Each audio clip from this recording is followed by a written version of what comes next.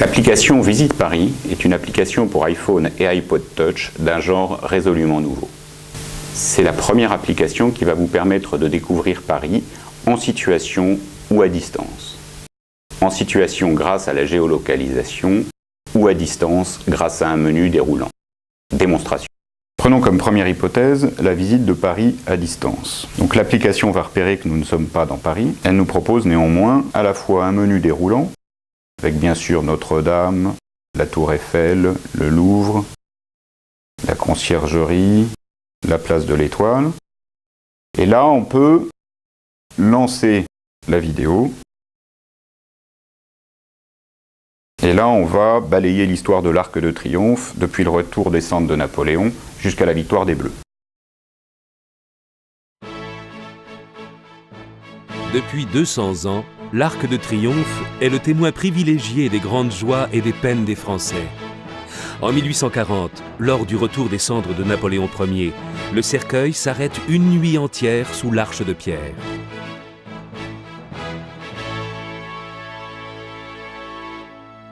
Le 22 mai 1885, Victor Hugo meurt dans l'avenue qui porte déjà son nom tout près de l'Étoile.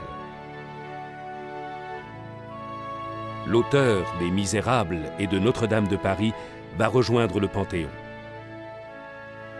Mais auparavant, dans le corbillard des pauvres, l'immense poète va reposer sous l'Arc de Triomphe. Alors, voilà, donc ça c'est pour le tourisme, on va dire, un peu institutionnel, mais on peut également avoir des choses qui sont un peu plus dans l'anecdote, comme par exemple, ici, par exemple le métro glaciaire. L'origine du nom est amusant, et on va vous raconter donc l'histoire des glacières à Paris avant qu'il n'y ait des frigos et des congélateurs. Le métro glaciaire nous rappelle l'existence d'un monde sans congélateur ni frigo. Des étangs et des lacs se formaient, comme ici, à l'endroit où la Bièvre se jetait dans la Seine. L'hiver venu, les Parisiens y pratiquaient le patin à glace et ceux qu'on appelait les glaciers venaient y récolter des blocs qu'ils allaient ensuite proposer dans la capitale. Donc ça, c'est la première possibilité, c'est de visiter à travers ce menu déroulant. Mais on peut tout aussi bien visiter à travers la carte et lancer les vidéos.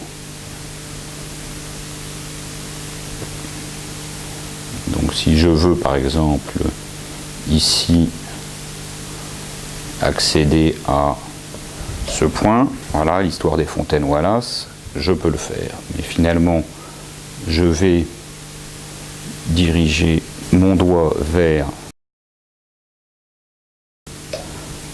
la Tour Eiffel et là, je peux de la même façon lancer la vidéo de la Tour Eiffel, mais le mieux est encore de vous le montrer en situation. Donc là, je suis au pied de la Tour Eiffel et de la même façon, comme j'ai été géolocalisé instantanément, je peux lancer la vidéo de l'histoire de la Tour et de Gustave Eiffel.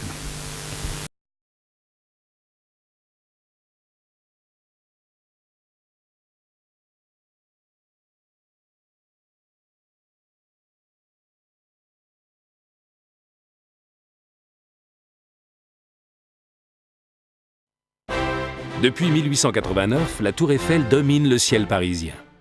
C'est l'œuvre immense d'un homme d'1,65 m. Un petit homme brille.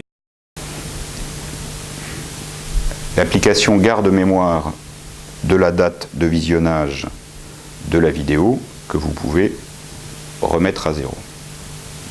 Je pourrais également vous parler de la fonction de géolocalisation en interface avec Google Maps qui vous permet de vous rendre d'un point d'intérêt à l'autre, bien évidemment.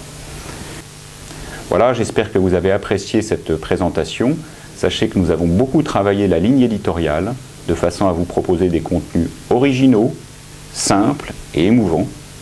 Et j'espère vous retrouver rapidement donc sur l'Apple Store. L'application s'appelle Visite Paris et elle est donc disponible et elle nécessite une connexion Internet. Je vais vous laisser avec quelques exemples et je vous dis à très bientôt sur Visite Paris.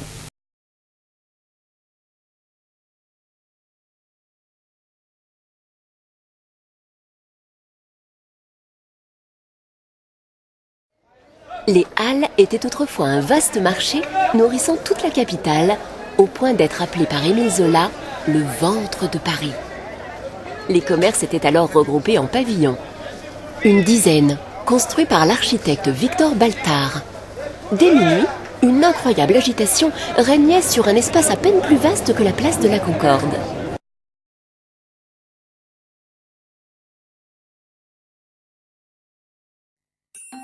Non, nous ne sommes pas devant la fontaine de Trévi à Rome, mais aux portes du quartier latin à Paris, dans la librairie Shakespeare et compagnie.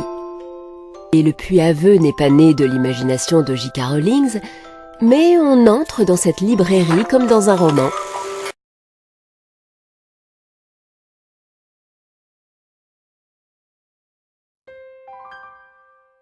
Vous me reconnaissez? Allez, essayez de deviner. Depuis toujours, j'ai la tête au carré. Mon cœur est un diamant de verre qui scintille au soleil couchant. L'un dans l'eau, l'autre au froid, mes bras sont un peu bancals. Mais mes mains sont coiffées des deux mêmes grosses moufles d'ardoise. De ces deux mains, il y a 150 ans, j'ai desserré ma ceinture.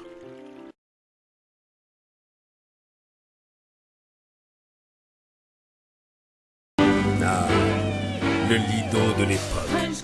C'était très différent de la salle de spectacle aujourd'hui installée au 116 bis. Dans les années 30, on pouvait même s'y baigner, dans une eau verte comme un lagon. Oui, sur les Champs-Élysées.